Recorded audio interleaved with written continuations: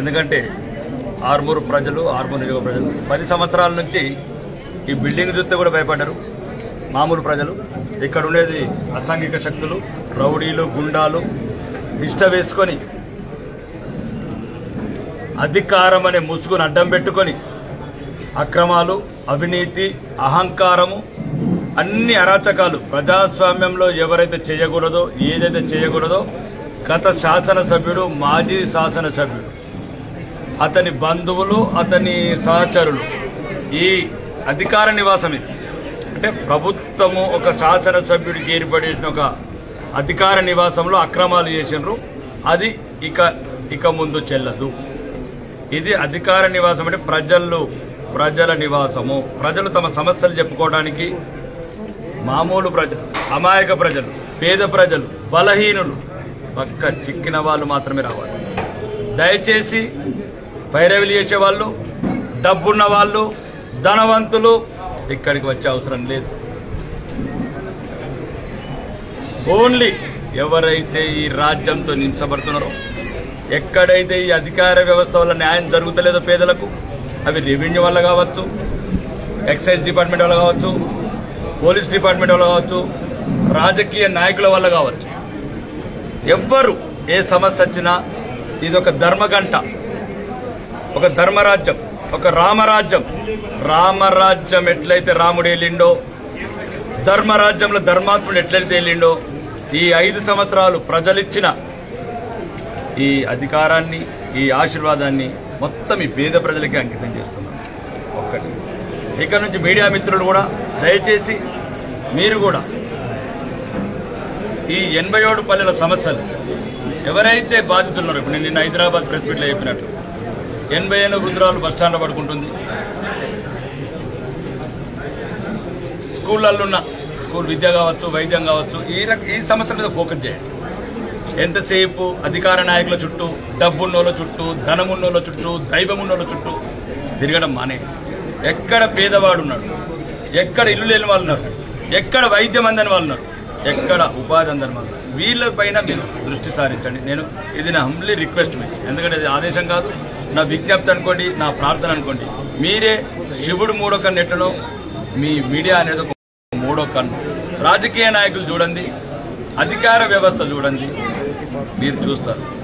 ఇక్కడ నుంచి దయచేసి మేము అందరినీ కోరుకునేది, ఏ సమస్య వచ్చిన పేదవాళ్ళు ధర్మంగా, ఇక్కడ ఎటువంటి అవినీతి, మొన్న కూడా చెప్పాను, ఇది గురుకులాల్లో గంజాయి తాగుతున్నారు పిల్లలు, గురుకులాల్లో గంజాయి తాగుతున్నారు చిన్న ప్యాకెట్లు. అది మీరు మా దృష్టికి తీసుకురండి. ఇంకా గంజాయి అనేది త్వరలో కనుమరుగు అవుతుంది. 2వ హాస్పిటల్ని కూడా ఇప్పుడు సూపరింటెండెంట్ గారు ఉన్నారు, మాట్లాడడం జరిగింది. ఆరోగ్య శాఖ మంత్రితో జరిగింది.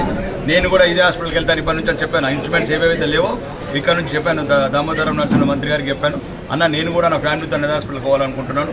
ఏ రోజైతే మనం ఉన్న వాళ్ళం అన్న హాస్పిటల్కి పోతానో పేదవాడికి కూడా ధైర్యం వస్తుంది. హాస్పిటళ్లలో అంటే రాకేష్ రెడ్డి పోతున్నాడు, నాగరాజు గారు పోతున్నారు, ధనవంతులు, కోటీశ్వరులు, నాయకులు అందరూ, మేధావులు అందరూ గవర్నమెంట్ హాస్పిటల్కి పోతే పేదవాడికి కూడా ధైర్యం వస్తుంది, మేము కూడా వెళ్తే బతుకుతామని. కాబట్టి ముందు కూడా ప్రత్యేకంగా ప్రక్షాళన చేయాల్సింది ఇప్పటికీ చాలా బాగుంది. ఇంకా మిగతా ఏమైనా సంబంధించిన మిషనర్స్ కావచ్చు, అన్ని రకాలుగా లైక్ కార్పొరేట్ హాస్పిటల్ యశోద అనుకోవచ్చు, అపోలో లాంటి మిషనర్స్ కూడా తెప్పించడానికి ప్రయత్నం చేస్తాను. గౌరవ మంత్రి గారు కూడా ఒప్పుకున్నారు. రెండోది ఏంటంటే ఈ ముఖంగా కాంగ్రెస్ నాయకులకు కూడా ఒక హెచ్చరిక చేస్తున్నాను. నల్లపామును చంపడమైంది, ఇక తెల్లపాము ఉన్నది. గౌరవనీయ ముఖ్యమంత్రి గారు, మీరు దొరలు పోయినరిగా, మళ్ళా ఎల్మ దొర పోయినట్టు మళ్ళీ రెడ్డి దొరలు ఎక్కినాం. అహంకారం తలకెక్కినట్లది. కొన్ని ఏమన్నారు మీరు అసెంబ్లీలో, ఇక్కడ ప్రజలు ఎన్నుకున్న ప్రభుత్వం ఉంది, ఢిల్లీలో ప్రజలు ఎన్నుకున్న ప్రభుత్వం ఉన్నది కాబట్టి సహకారంకి ఏం లోటు రాదని ఆశిస్తున్నామని చెప్పు. మేము అంతే. నువ్వు కొడంగల్ ప్రజలు ఓట్లేస్తే ఎన్నుకున్న శాసనసభ్యుడు, నేను ఆర్మూరు శాసనసభ నుంచి ఆర్మూరు ప్రజలు ఓట్లేస్తే ఎన్నుకున్నవాడిని. నీకు నాకు సమాన హక్కులు,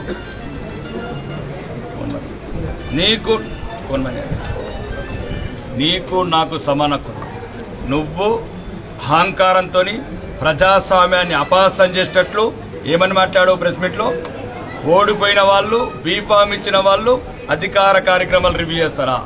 మరి నువ్వెందుకు ముఖ్యమంత్రి, మీరెందుకు మంత్రులు? మేము కూడా పాత మంత్రులు, పాత ముఖ్యమంత్రితోనే రివ్యూ చేసుకుంటాం. కాబట్టి రాజ్యాంగం మీద ప్రమాణం చేశావు, రాజధర్మం నిర్వర్తించు ముఖ్యమంత్రి గారు.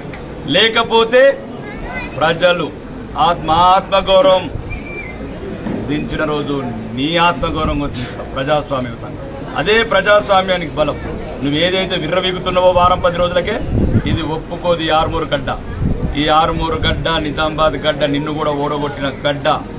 మాజీ ముఖ్యమంత్రిని, ఇప్పుడున్న ముఖ్యమంత్రిని ఓడగొట్టిన గడ్డ నా నిజామాబాద్ జిల్లా. దయచేసి పరిధిలో లోబడి ఉండండి. రాజ్యాంగం మీకెంత తెలుసో మాకంత తెలుసు.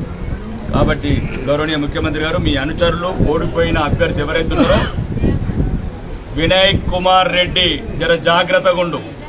అధికారులను బెదిరించడము, కాంట్రాక్టర్లను బెదిరించడము చేస్తే అక్కడికి పాతోడికి ఒక లెక్క చెప్పినా నీకు కూడా ఒక కొత్త లెక్క అయిపోవాల్సి వస్తుంది. వినయ్, నీకు కూడా ఒక లెక్క అయిపోవాల్సి వస్తుంది. మర్యాదగా ఆరుమూరులుండి రాజకీయాలు చేయాలనుకుంటే ప్రజాస్వామ్యయుతంగా రాజకీయాలు చేయు. ప్రజలు తిరస్కరించినప్పుడు ప్రజల్లో గుర్తింపు తెచ్చుకో, ప్రజా అభిమానం పెంచుకో. మేమేదైనా తప్పులు చేస్తే మమ్మల్ని నిలదీయు. కాదు నీకు అధికారుల పైన దండ ఉంది, అండ ఉంది అనుకుంటే దా కలిసి సహకారం నిధులు తెచ్చుకుందాం. మీ ప్రభుత్వం ఉంది, మేము భారతీయ జనతా పార్టీ శాసనసభ్యుడిగా నేను నా ప్రజల మేలు నాకు ముఖ్యం. కావాలంటే నీకు ఏదైనా ఇన్ఫ్లుయెన్స్ ఉంటే నీ రెడ్డిలకు కాళ్ళు మొక్కడా, నీ రేవంత్ రెడ్డికి కాళ్ళు మొక్తావా, ఇంకొక రెడ్డికి కాళ్ళు మొక్తావా, ఇంకెవరు కోమటిరెడ్డి వెంకటరెడ్డి కాళ్ళు మొక్తావా, అందరికి కాళ్ళు మొక్కు. తీసుకురా నిధులు. కేంద్రాబాయ్ ఆఫీసర్లను బెదిరించి నేనే చూస్తాను, నువ్వేం చూస్తావు, నువ్వెట్లా చూస్తావు అంటున్నా. అంటే ఓడినోడే రాజకీయాలు చేస్తే మరి ప్రజల ఇప్పుడు ఎట్లా వాళ్ళు ప్రజలు ఆదరించి ప్రజలు ఇప్పుడు మా భారతీయ జనతా పార్టీని గెలిపించారు, మేమేం చేయాలి? అలా అనుకుంటే దయచేసి నేను మీడియా మిత్రంగా చెప్తున్నా, ఇట్లాంటి సంఘటనలు ఓడిపోయిన శాసనసభ్యుడు ఏమైనా అరాచకాలు మా దృష్టికి వచ్చినాయి తీసుకొస్తే అతన్ని కూడా ఆర్మూరు నుంచి బహిష్కరిస్తాం.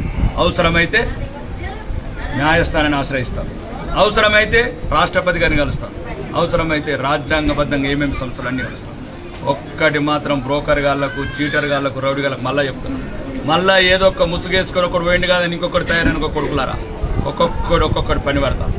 ఎట్లా పడతానో ఓడిపోయిన అడుగుని ఎట్లా పట్టినో, ఇప్పుడు ఎవరైతే తెల్లపాము ఉన్నాడో వాడి ముసుగులో ఏదైతే మీరు దందాలు చేయాలనుకుంటారో ఇక్కడ కబ్జాలు ఓ ఛాన్స్ 5 ఏళ్ళు ఎట్టి పరిస్థితుల్లో కూడా వాడు ఆట తాగని. ఏ రకంగా మనం చెప్పినట్టు చట్టం తన పని చేస్తే చట్టం చేసుకోబోతుంది, చట్టం తన పని తన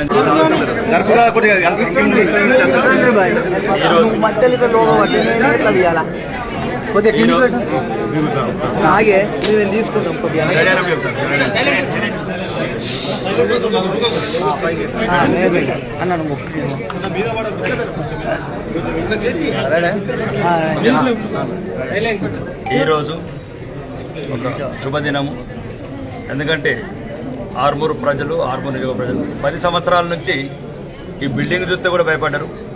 మామూలు ప్రజలు ఇక్కడ ఉండేది అసాంఘిక శక్తులు, రౌడీలు, గుండాలు తిష్ట వేసుకొని